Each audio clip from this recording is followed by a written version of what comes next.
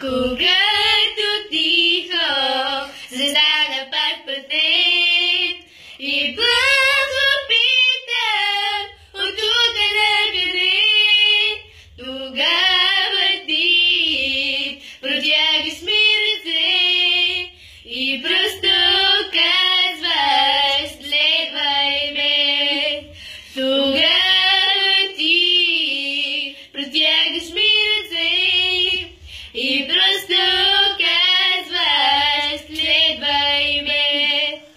Сърцето ми е твое, водей живота ми, и ето всичко мое на теб принадлежи.